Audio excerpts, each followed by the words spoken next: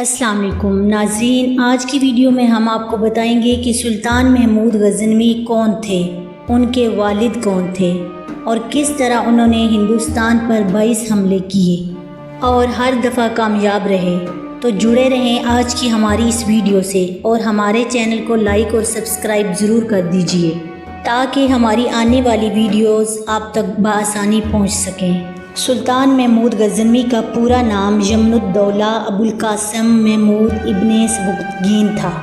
انہوں نے 997 عیسوی میں اپنی وفات تک غزنوی سلطنت پر حکومت کی۔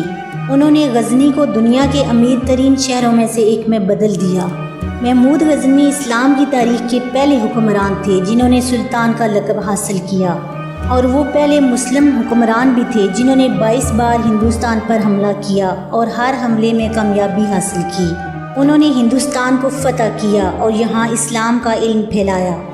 سلطان محمود غزنوی نے مساجد تعمیر کروائیں اور اپنے زمانے میں علماء اور صوفی شاعروں کی تبلیغ کے ذریعے ہندوستان کو اسلام کی روشنی سے بھر دیا۔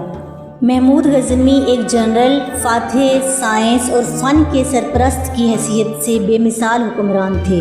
ان کے دربار میں عظیم علماء اور شاعر موجود تھے۔ انہوں نے غزنی میں نمایاں مدرسے قائم کیے۔ وہ سالانہ لاکھوں روپے اسکالرز کی امداد پر خرچ کر دیتے تھے۔ وہ ایک بہت ہی مہربان مسلمان تھے جنہوں نے کبھی کسی کا مذہب زبردستی تبدیل نہیں کروایا اور میدان جنگ سے باہر کسی کو قتل نہیں کیا۔ سلطان محمود غزنوی نے ہندو فخر کی علامت سومناتھ کے مندر کو 1026 میں فتح کر کے خطے میں اسلام کی پہلی اینٹ رکھی۔ ہندو برہمنوں نے انہیں بہت سارے پیسے کے عوض بت نہ توڑنے کی پیشکش کی، لیکن انہوں نے اس پیشکش کو مسترد کرتے ہوئے کہا کہ وہ بت توڑنے والا ہے نہ کہ بت بچانے والا۔ وہ 2 نومبر 971 عیسوی کو غزنی میں پیدا ہوئے۔ انہوں نے باضابطہ تعلیم حاصل کی، فقہ، حدیث، تفسیر کی کتابیں پڑھی، قرآن کریم حفظ کیا۔ انہوں نے کم عمری میں ہی فقہ پر ایک کتاب لکھ ڈالی۔ ان کی عمر تب 6 سال تھی جب ان کے والد غزنی کے تخت پر بیٹھے۔ 15 سال کی عمر میں آپ نے اپنے والد کے ساتھ جنگوں میں حصہ لینا شروع کیا اور ان کی بہادری اور ہمت پر تبادلہ خیال ہونا شروع ہوا، لہٰذا سبکتگین نے انہیں خراسان کے حکمران کے طور پر بھیج دیا۔ محمود نے کوسری جہاں سے شادی کی اور ان کے جڑواں بیٹے پیدا ہوئے جن کے نام مسعود اور محمد تھے، جو بعد میں ان کے جانشین بنے۔ سبکتگین کے لیے غزنی چھوڑنا اور کابل میں داخل ہو کر براہ راست سندھ میں داخل ہونا اور ایران اور اس کے ملحقہ شہروں میں خود کو قائم کرنا آسان تھا۔ سندھ اور ہندوستان کے لوگ اس سے خوفزدہ تھے۔ ایسی صورتحال میں کوئی حکمران اسے روکنے یا مخالفت کرنے کی جرات نہیں کر سکتا تھا۔ ایک دن سبکتگین کے اطلاع کاروں نے انہیں بتایا کہ ملتان کا حکمران حمید ہندو بادشاہوں کو فوجی امداد فراہم کر رہا ہے اور وہ غزنوی حکمرانوں سے مقابلہ کرنے کی کوششوں میں مصروف ہے۔ سبکتگین کو ہندوستان میں داخل ہونے کا موقع ملا اور ان معلومات کے فوراً بعد انہوں نے ملتان پر حملے کی تیاری شروع کر دی اور لشکر جرار کے ساتھ ملتان پر حملہ کیا۔ وہ اپنے گھوڑوں کو دوڑاتے ہوئے ملتان کی سرحدوں تک پہنچا، لیکن ملتان کے حکمران حمید کو سبکتگین کی فوجی مہارت کا اندازہ تھا۔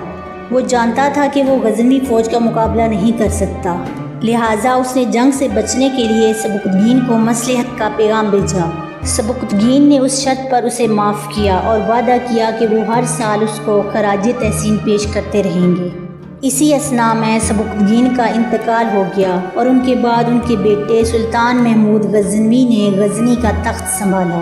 جب انہوں نے حکومت سنبھالی تو سندھ اور اس کے ملحقہ علاقوں کے بادشاہوں نے انہیں ناتجربہ کار حکمران سمجھتے ہوئے اپنی باغی سرگرمیوں کو تیز کر دیا اور ان کے دلوں میں سلطان محمود غزنوی سے لڑنے کی خواہش پیدا کی۔ سلطان محمود غزنوی کی پہلی منزل ملتان تھی۔ ملتان کے حکمران سے انہیں کوئی شکایت نہیں تھی۔ سلطان محمود غزنوی کی مزاحمت کرنے کی بجائے انہوں نے نہ صرف اس کا استقبال کیا بلکہ اپنے علاقے سے گزرنے کی اجازت بھی دے دی، کیونکہ وہ ان کے ساتھ کوئی لڑائی نہیں چاہتے تھے۔ انہوں نے بھٹیا کو فتح کیا اور پھر غزنی چلے گئے۔ ملتان کے حکمران شیخ ابو الفتح تھے۔ سلطان محمود غزنوی کی واپسی کے بعد انہوں نے ان کو نظر انداز کرنا شروع کر دیا، جس کی وجہ سے محمود ان پر مشکوک ہو گیا۔ اس نے اپنے ارادوں کو محسوس کر کے اسے سزا دینے کا فیصلہ کیا۔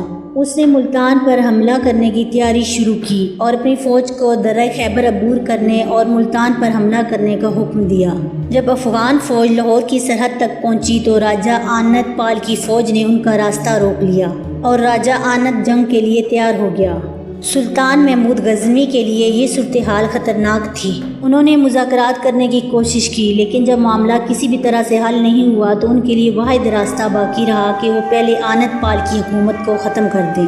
چنانچہ انہوں نے اپنی فوج کو پہلے لاہور پر حملہ کرنے اور آنت پال کی حکومت کا تخت الٹنے کا حکم دیا۔ سلطان کا حکم موصول ہوتے ہی افغان فوج نے لاہور پر حملہ کر دیا۔ ایسی خونی جنگ ہوئی کہ آنت پال کے سپاہیوں نے اپنی شکست کو واضح طور پر دیکھا اور انہوں نے میدان چھوڑ دیا۔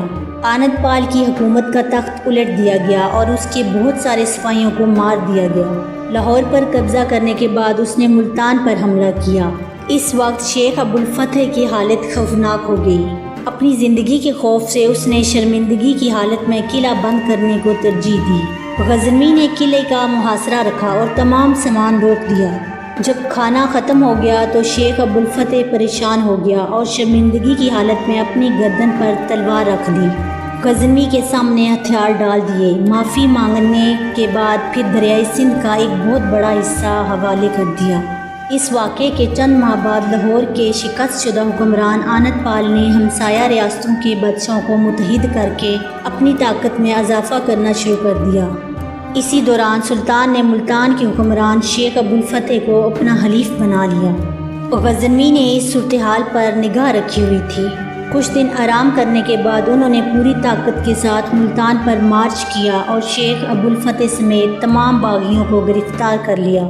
جب ملتان پر ان کا اختیار قائم ہوا تو انہوں نے محمد بن قاسم کی تعمیر کردہ جامع مسجد کو دوبارہ تعمیر کیا جو بے آباد ہو گئی تھی۔ شمالی ہندوستان کے راجہ جے پال نے سبکتگین کے دور میں 2 بار غزنی پر حملہ کیا۔ جب محمود کی عمر 26 سال تھی تو جے پال نے تیسری بار حملہ کیا۔ محمود نے اسے شدید شکست دی اور گرفتار کر لیا۔ بادشاہ نے عظیم وعدے کیے اور اسے رہا کیا گیا۔ 1022 میں اس نے پنجاب کو اپنی سلطنت سے ملحق کیا۔ وہ اسلامی تاریخ کا ایک چمکتا ستارہ ہے جس پر برصغیر کے مسلمانوں کو فخر ہے۔ انتہائی مشکل حالات میں انہوں نے ہندوستان پر مسلسل 17 حملے کیے اور ہر بار کامیاب ہو گئے۔ تقریباً 1000 سال پہلے محمود غزنوی نے سومناتھ پر حملہ کیا، وہاں کے مندر کو تباہ کر دیا اور وہاں پائے جانے والے خلیات کے ساتھ اپنے وطن واپس آئے۔ اس ایک حملے نے ہندوستانی برصغیر کی تاریخ پر ان گنت اثرات چھوڑ دیے۔ اگرچہ یہ ان کا ہندوستان پر پہلا حملہ نہیں تھا اور نہ ہی سومناتھ کا مندر صرف ایک حکمران کے ذریعے تباہ کر دیا گیا، اور نہ ہی مسلمان واحد حکمران طبقہ تھا جو اس طرح ہندو مندر کو نشانہ بناتے تھے۔ سومناتھ پر حملہ کرنے سے پہلے محمود غزنوی نے تھنیسر، ماتھورا اور بہت سارے دوسرے علاقوں پر حملہ کیا تھا اور اس خطے میں ہندو خاندان کا خاتمہ کر دیا تھا۔ اس طرح آپ نے ملتان میں اسماعیلی حکومت سے لڑائی کی اور اسے مکمل ختم کر دیا۔ انہوں نے نہ صرف ہندو علاقوں اور مندروں بلکہ اسماعیلی مسلم حکمرانوں اور علاقوں کو بھی نشانہ بنایا۔ وہ 1030 میں 59 سال کی عمر میں انتقال کر گئے۔ ان کی قبر موجودہ قصبہ غزنی سے 3 میل دور ہے۔ تاریخ کے صفحات ان کے اعمال سے آراستہ ہیں۔ وہ ایک عظیم انسان، ایک عظیم جنگجو اور اپنے وقت کے عظیم سلطان تھے۔ انہوں نے اپنے دور میں اسلام کو برصغیر پاک و ہند میں پھیلایا۔ اللہ انہیں جنت الفردوس میں اعلیٰ مقام عطا فرمائے، آمین۔